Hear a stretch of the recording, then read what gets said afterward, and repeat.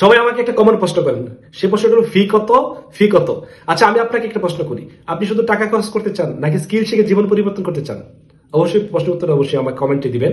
দেখেন, এই স্কিল শিখে আপনি কি করবেন, ইনকাম করতে পারবেন, ফ্রিল্যান্সিং করতে পারবেন, চাকরি করতে পারবেন, ইভেন নিজের একটা বিজনেস দাঁড় করাতে পারবেন। এখন আপনি যদি শুধু শুরুতেই টাকার কথা ভাবেন তাহলে আসল জিনিসটা মিস করবেন।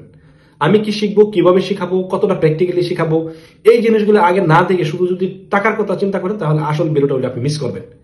তাই আমি সবসময় বলি, আগে আসেন, একটা ডেমো ক্লাস করেন, দু একটা ক্লাস দেখেন, যদি মনে হয় হ্যাঁ এখান থেকে আপনি কিছু শিখতে পারতেছেন, এই গাইডেন্সটা আমার দীর্ঘদিন দরকার ছিল, তাহলে আপনি এখানে ভর্তি হবেন।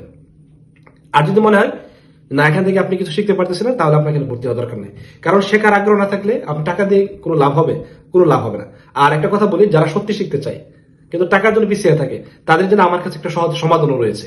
তাই বলবো, টাকার জন্য নিজের স্কিল ডেভেলপমেন্ট থামিয়ে রাখবেন না, প্রথম শেখার নিশ্চিত করুন, তারপর টাকা নিয়ে আমি কথা বলবো। তো যদি আপনি সিরিয়াস হন, একটা ডেমো ক্লাস করে যান, তারপর সিদ্ধান্ত নিন। ধন্যবাদ।